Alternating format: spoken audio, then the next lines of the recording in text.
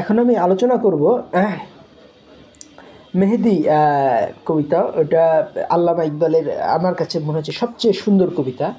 এবং এখানে আল্লামা ইকবাল মানবকে সূর্যের বাচ্চা বলছেন, কতটা উদ্দীপনাময় ইকবালের কবিতা। তো আমার এই চ্যানেলের নাম হলো গিয়া ফজলে করিম মোটিভেশন। আমি মোটিভেট করতেছি মানুষকে, কাজে আমার এই কবিতাটা প্রচণ্ড ভালো লেগেছে, আপনাদেরও ভালো লাগবে আশা করি। তো কবিতার মধ্যে ঢুকে পড়ি। কবিতার প্রথম লাইন হলো কওম কি হায়াত উস ইনকে তাখায়ুল পে হ্যায় মওকুফ। মানে জাতির যে আয়ু, এইটা এই জিনিসের চিন্তার পরে, কল্পনার পরে প্রলম্বিত হয়, বেড়ে যায়। জাতির আয়ু বেড়ে যায়। অনেক জাতি পৃথিবী থেকে হারায় গেছে, পৃথিবীতে অনেক জাতি অন্য জাতিতে ট্রান্সফার হয়ে গেছে। যেমন গ্রিকদের সেই ধর্ম কিন্তু এখন আর নাই, গ্রিকরা হারায় গেছে সেই হিসাবে। তো এই গ্রিক যারা এখন নতুন যে গ্রিক, তারা কিন্তু খ্রিস্টান। তো সেই গ্রিক প্যাগানিজম কিন্তু হারায় গেছে, এবং এই ফেরাউনদের আগের জাতটাও কিন্তু হারায় গেছে। কিন্তু এখানে তিনি বলতেছেন যে কাউমে কি হায়াত উনকি তাখায়ুল পে হ্যায় মওকুফ। তাহলে একটা জাতি কিসের কল্পনার পরে বেঁচে থাকে? সেটা হলো গিয়ে ওই মেহেদির কল্পনার পরে, যে সেভিয়র, যে জাতি বিপদে পড়লে জাতিকে কে উদ্ধার করতে আসবে, সে অত্যাচারীকে সরাই দিবে এবং নতুন ন্যায় এবং জাস্টিস, ট্রুথ এবং জাস্টিস, সত্য এবং এই সত্য এবং ন্যায়ের দিকে জাতিকে প্রতিষ্ঠা করবে, সেটা হলো কি মেহেদি। তো ওই জন্যই বলতেছেন ইকবাল যে কওমিক হায়াত ইনকি তাখায়ুল পে হ্যায় মওকুফ, মানে কি এই জাতির যে আয়ু এই মেহেদির কল্পনার পরেই বেঁচে থাকে। এইখানে তিনি মেহেদি হিসাবে কল্পনা করতেছেন আল্লামা ইকবাল। কাকে? আল্লামা ইকবাল এখানে মেহেদি হিসাবে কল্পনা করতেছেন যে এই যে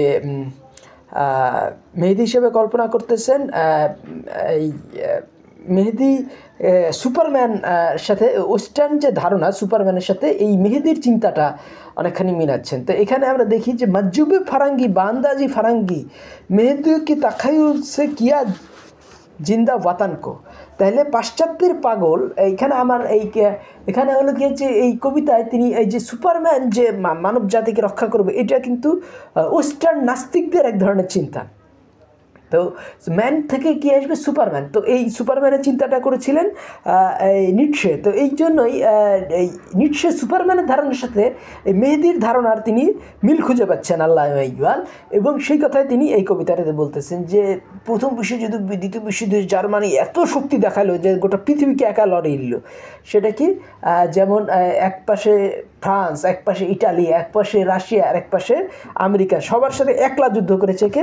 জার্মানি। তো এই জন্যই এই যে প্রথম বিশ্বযুদ্ধে যে মানে প্রথম বিশ্বযুদ্ধ থেকে দ্বিতীয় বিশ্বযুদ্ধের মাঝখানে এই জারবে কালিম এইটা প্রকাশিত হয়। এবং জারবে কালিমকে ইকবাল বারবার বলতেন যে আমার এই জারবে কালিমটাকে তোমরা পড়ো। তো জারবে কালিম কথাটার অর্থ হলো যে মুসার লাঠি। তো মুসার লাঠি যখন নদীতে ফেলা হয়, তখন কি নদীর মধ্যে দিয়া রাস্তা তৈরি হয়, এবং সেই রাস্তা দিয়ে বেরিয়ে আসে কারা? এই মুসা নবীর অনুসারীরা। কিন্তু ফেরাউনরা যখন ওই রাস্তা দিয়ে তাকে ফলো করা শুরু করে, নদী আবার মিলে যায়, তখন কি নদীতে ডুবে মারা যায়। কারা মারা যায়? এই ফেরাউনের বংশধর। তো এই জন্যই আর মুসার বংশধররা কি, যারা মুসার ফলোয়ার, মুসা আল্লাহ সাল্লামের ফলোয়ার, তারা বেঁচে যায়। তাহলে এই যে একটা জাতিকে পরিত্রাণ করেছিল কি, ওই নাম কি বলে, ওই মুসার লাঠি।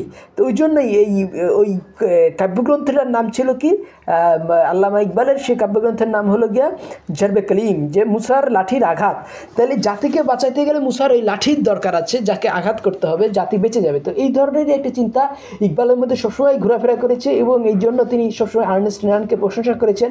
তো আমরা এই কবিতাতে আসি। এই কবিতাতে কিন্তু তিনি ওই জাতির প্রলম্বন, জাতি কী করে বেঁচে থাকে, এই কথাটা বলছেন যে কাউম কি হায়াত ইনকি তাখায়ুল পে হ্যায় মওকুফ, যে এই মানে জাতির যে আয়ু, এইটা এই জিনিসটার কল্পনার পরে প্রলম্বিত হয়, দীর্ঘদিন একটা জাতি বেঁচে থাকে, সেটা হলো মাহাদি।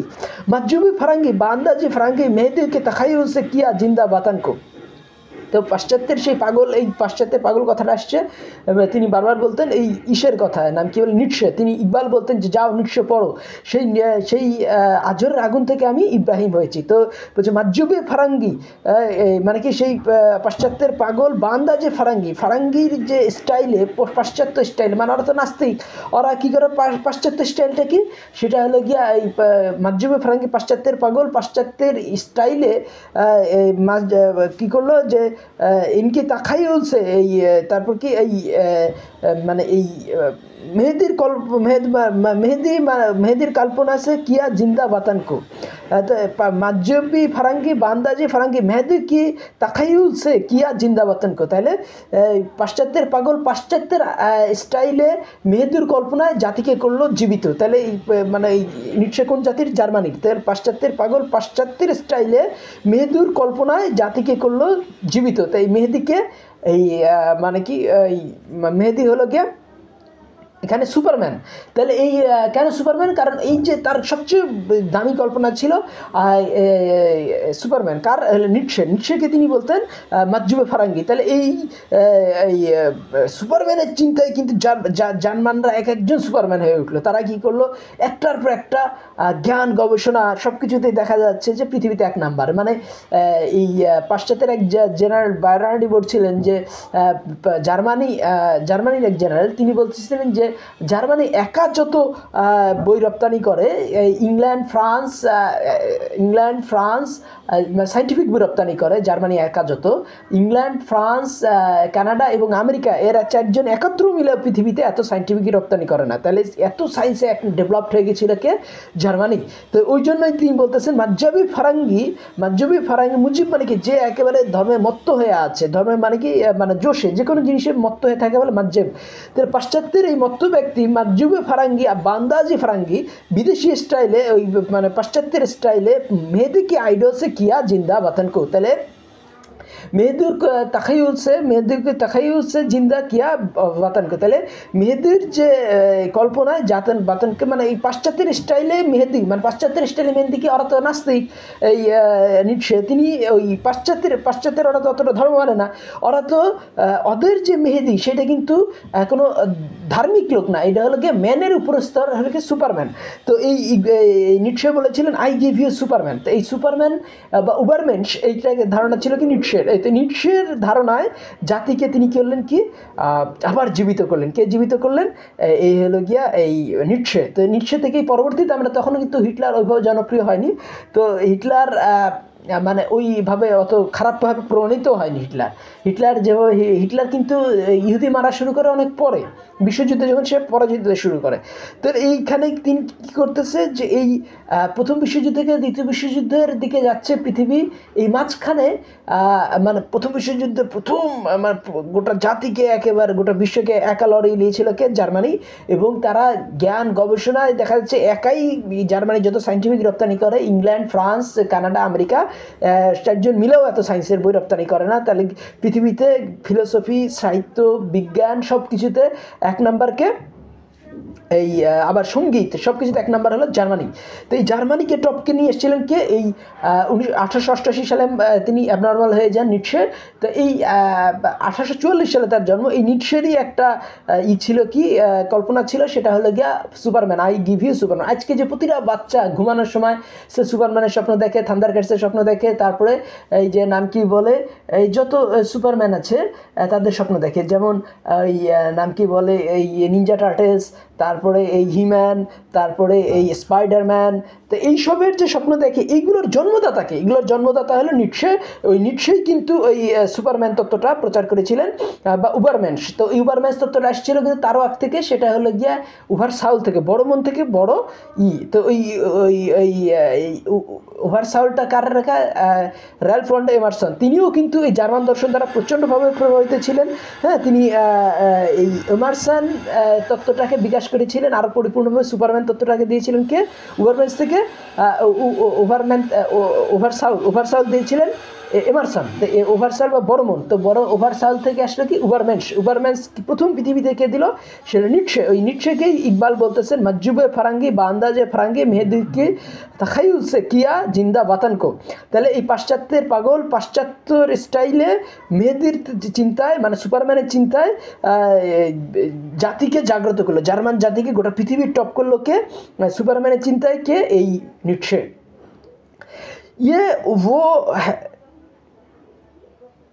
ये वो है जो मेहदी की तखय्युल से है बेजार पहले नाउमीद ना कर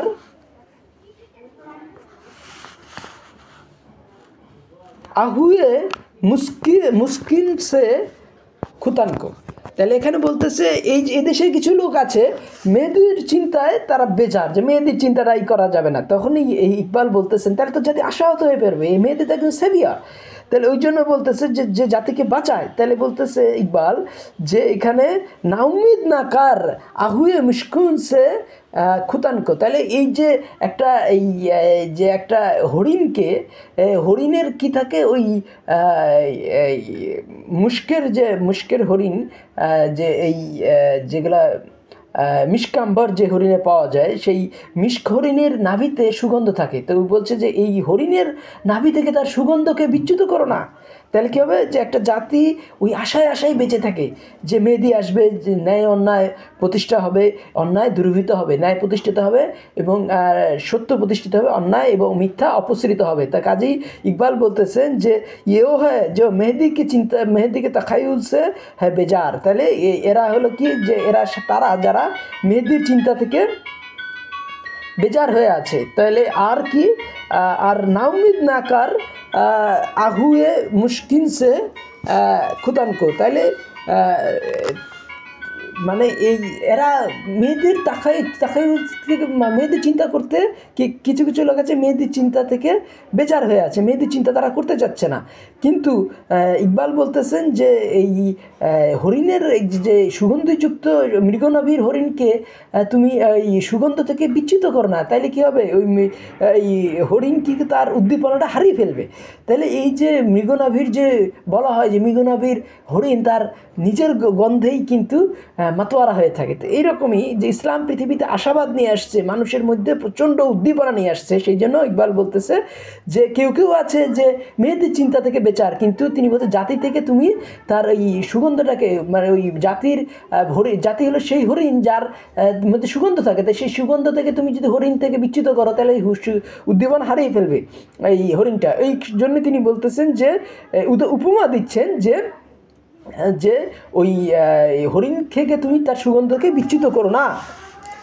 তাহলে হো জিন্দা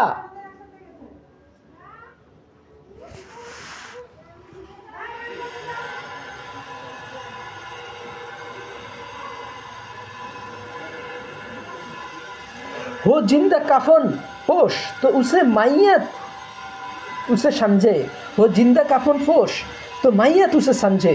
এখন ইকবালের যে কবিতাগুলো কিন্তু প্রচণ্ড জ্ঞানপূর্ণ।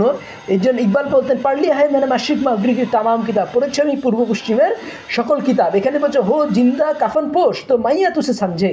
কোনো জীবিত মানুষ যদি কাফন পরে থাকে তাহলে আমরা তাকে মাইয়াত বা মৃত মনে করব। ইয়া চাক্কারে মর্দু কি নাদান কি কাফনকো, অথবা এখানে এই লাইনটা অসম্ভব সুন্দর একটা লাইন, ইয়া চাক্কারে মার্দু কি নাদান কি কাফন কো। তাহলে ইকবাল এখানে বলতেছেন যে জিন্দা কাফন পোষ তো মাইয়া তুসে সঞ্জে, কেউ যদি কাফন পরে থাকে কোনো জীবিত লোক তাহলে ওকে মৃত মানুষ মনে করব, যে কারণ সে কাফন পরে আছে কেন। অথবা চাক্কারে মার্দুকি নাদান কি কাফন কো, অথবা ওই অবুজ মার্দুকের এই কাফনকে ছিঁড়ে ফেলে দাও, অথবা ওই অবুজ মার্দুকের কাফনকে ছিঁড়ে ফেলে দাও। তাহলে এখানে একজন মানুষ জীবিত হলে জীবিতের মতো থাকবে, সে কেন কাফন পরে থাকবে। এই জন্য ইকবাল বলতেছেন হো জিন্দা কাফন পোষ তো মাইয়া তুসে সঞ্জে, ইয়া চাক্কারে মার্দু কি নাদান কি কাফন কো। অথবা এখানে আরেকটা কথা আছে মার্দুকি নাদান, যে মার্দুকি নাদানের এই কাফনকে ছিঁড়ে ফেলে দাও। তো মার্দুক মানে কি, মার্দুক মানে হলো যে এই যে এই পুরাতন হাম্মুরবির কোটে সেই যে মিশরের যে ধর্মের এখানে ছিল মার্দুক বলা হয়তো সূর্যের বাচ্চাকে। তাহলে এখানে প্রত্যেকটা মানুষকে তিনি বলছেন ইকবাল সূর্যের বাচ্চা। এটা নিয়ে আমার পুরোপূর্ণ একটা ভিডিও করব, সেখানে আমি দেখাবো যে মানুষকে তিনি কতটা আশাবাদী করতে যাচ্ছেন। ইকবাল বলতেছেন কোনো জীবিত মানুষ যদি এই কাফন পরে থাকে তাহলে তাকে মৃত মনে করো, অথবা ওই মার্দুকি নাদান যে ওই সূর্যের বাচ্চার গায়ে যে কাফন আছে সে কাফনটাকে ছিঁড়ে ফেলে দাও। তাই প্রত্যেকটা মানুষকে ইকবাল বলছেন সূর্য, কারণ ইকবাল বারবারই বলতেছেন যে নাম কি বলে তুমি লাহ ভিতু কালাম ভিতু তেরা লাহ ভিতু কালাম গিতু तेरा वजूद আল কিতাব যে জর্রায় রেক কো দিয়া তুলি তুলি আফতাব। তাহলে আল্লাহ নবীকে ইকবাল বলতেছেন যে, এটা অন্য কবিতায় বলতেছেন, তাহলে একটু রিলেট করতে পারবেন যে ইকবাল বারবার বলতেছেন যে এই লাহ ভিতু কালাম ভিতু তেরা তেরা তেরা ওয়াজুদ আল কিতাব। তাহলে তুমি স্বর্গীয়, তুমি তোমার তোমার তুমি আবার স্বর্গীয় কলম। লাহভিতু লহ মানে স্বর্গীয়, লাহ আর কালাম মানে তো কলম। লাহভিতু কালাম ভিতু তেরা ওয়াজুদ আল কিতাব। আল্লাহ নবীকে বলছেন ইকবাল যে তুমি স্বর্গীয় কলম, তোমার ওজুদ, তোমার যে ওজন সেটা কি আল কিতাব, তোমার উপরে তোমার অস্তিত্ব কি আল কিতাব। মানে আল্লাহ নবীর উপরে কিতাবটা আপতিত হয়েছিল, তাই আল্লাহ নবীর ওয়াজুদটা কি আল কিতাব। আল্লাহ নবীর উপরে যেহেতু কিতাবটা, তাহলে আল্লাহ নবীর যে বৈশিষ্ট্য সেটা কি আল কিতাবকে ধারণ করা। তা আল্লাহ নবীর উপরে যেহেতু আল কিতাব ধারণ করেছিল আল্লাহ নবী, সেই জন্য বলতেছেন যে আল্লাহ নবীর বিরুদ্ধে কোরআন নাজিল হয়েছিল। সেই জন্য যেমন বলা হয় যে এই উহুদ পাহাড়ের উপরে যদি আল কিতাব মানে কোরআন নাজিল হতো, উহুদ দেবে যেত, কিন্তু আল্লাহ নবী সেই কিতাবকে ধারণ করেছিলেন। এই জন্য বলতেছে লাহ ভিতু কালাম ভিতু তেরা ওয়াজুদ আল কিতাব। তাহলে তুমি স্বর্গীয় কলম যার ওজুদ আল কোরআন, যে এবং হচ্ছে জর্রায় রেক কো দিয়া তুলে তুলি আফতাব, একটা ধুলাকে তুমি সূর্য পরিণত করেছো। তা আল কোরআনের পর থেকে গোটা জাতি কিন্তু পৃথিবীতে মুসলমানরা ইরান জয় করলো, সিরিয়া জয় করলো, এবং নাম কি বলে মিশর জয় করলো, এবং গোটা পৃথিবীতে এমন কোনো দেশ নাই যে ইসলামের বাণী সেখানে পৌঁছায়নি। সেটা হলো গিয়ে আজকে ইয়া আছে, নাম কি বলে আমেরিকার ওবামা, তার বাপও কিন্তু মুসলমান ছিল। তাহলে আমেরিকাতে ওবামা আছে, মুসলমান আছে, আমেরিকাতে মুসলমান আছে, ইংল্যান্ডে মুসলমান আছে, জার্মানিতে মুসলমান আছে, বাংলাদেশে মুসলমান আছে, ইন্ডিয়াতে মুসলমান আছে, ইন্দোনেশিয়ায় মুসলমান আছে, চীনেতে মুসলমান আছে। তো এই যে মুসলমানরা গোটা পৃথিবীতে যে জয় সাধন করলো, তার পিছনে কি আল্লাহ নবীর আশাবাদ। তো এবং সেই জন্যই বলতেছেন ইকবাল যে তুমি ধুলাকে সূর্য পরিণত করলে। তো ইকবাল বারবারই বলতেন, যেমন ইকবাল আরেকটা লাইন আছে এরকম, সেটা হলে গিয়া যে এই মানে সেই সূর্য মানে কি বলে জাহামে আহলে ইমান সুরাতে সুরাজ জিতে হে। তাহলে দুনিয়াতে ইমানদার সূর্যের মতো বেঁচে থাকে। কীভাবে? ইধার ডুবে উধার নিকলে, উধার ডুবে ইধার নিকলে। এই সূর্য যেমন একদিকে ডুবলে আরেকদিকে বেরোয়। বাংলাদেশে যখন সূর্য ডুবে আমেরিকায় তখন দিন, আমেরিকা তখন সূর্য মাথার উপরে, আবার আমেরিকায় যখন সূর্য ডুবে বাংলাদেশে তখন সূর্য মাথার উপরে। তো যারা পৃথিবীতে ইমানদাররা সেভাবে বেঁচে থাকে যে সূর্যের মতো, একদিকে ব্যর্থতা হলে আরেকদিকে সে সফল হয়। সূর্যের যেমন কোনো ব্যর্থতা নাই, একদিকে সূর্য ডুবে গেলে আরেকদিকে সূর্য উঠে, সেরকম ইমানদার কোনো দিকে ব্যর্থতা হলে আরেক দিকে সে সফল হয়ে যায়। এই কথাটাই তিনি বারবার এখানেও কিন্তু এই কথাটা ইকবাল বলতেছেন, হো জিন্দা কাফন পোষ তো মাইয়া তুসে সঞ্জে। কেউ যদি এই নাম কি বলে কাফন পরে থাকে তাহলে তাকে মৃত মনে করো, অথবা সেই সূর্যের বাচ্চার কাফনটা ছিঁড়ে ফেলো। তাই সূর্যের বাচ্চা যদি কাফন মৃত্যুর মতো পড়ে থাকে, তাহলে এখানে ইয়া চাক করে মার্দককে নাদানকো, মানে অবুধ সূর্যকে, যে অথবা ওই অবুধ সূর্যের কাফনটাকে ছিঁড়ে ফেলো। এই কথাটা বলছে যে ইয়া চাক্কারেক মার্দু কি না দান কি কাফনকে, অথবা ছিঁড়ে ফেলো ওই অবুধ সূর্যের কাফনকে। তার মানে বেঁচে থাকা তো বেঁচে থাকার মতো। তো ইকবালের যে প্রচণ্ড উদ্দীপনা সেইটা কিন্তু গোটা মানে মুসলমানদের উত্তর ভারতের ছড়িয়ে দিয়েছিলেন। এবং হিন্দুরাও কিন্তু যারা পড়েছে, হিন্দুদের রামের প্রশংসার কবিতা আছে ইকবাল মানুষের সবসময় উদ্দীপ্ত করতেন। পরে পাকিস্তান, ভারত, হিন্দুস্তান যে হয়, হিন্দুস্তান পার্সিয়ান ডিভিশন, অনেকে বলে যে ইকবালের মতবাদের দ্বারাই হয়েছিল। তো কাজে ইকবালকে বোঝার মতো একটা জিনিস আছে। অনেকে বলে যে না, ইকবাল একটা স্টেট চাইছিলেন, মানে সেটা ইন্ডিয়ার মধ্যেই, সেটা স্বাধীন না, সার্বভৌম না। তো অনেকে বলে যে না, সার্বভৌম জাতি তৈরি করার চেষ্টাই তিনি করেছিলেন। কারণ তিনি যে ইকবাল যে চিঠিগুলো লিখেছিলেন জিন্নাকে, সেগুলো পড়ার মতো, বোঝার মতো। এবং তিনি বলেছিলেন যে 5 জনকে না বুঝলে ইকবালকে বোঝা যাবে না, মানে নিজেকে বোঝা যাবে না। সেটা হলো গিয়া যে মানে হেগেল, গেটে, গালিব, যে বেদিল, ওয়ার্ডসওয়ার্থ। তাহলে আমরা এইগুলো এই ব্যাপক পড়াশোনার পরে ইকবালকে বোঝা যায়। তো আপনারাও ইকবাল পড়ুন, সূর্য হয়ে উঠুন। আমার কথাগুলি ভালো লাগলে আমার চ্যানেল সাবস্ক্রাইব করুন, লাইক বাটন ক্লিক করুন। ধন্যবাদ।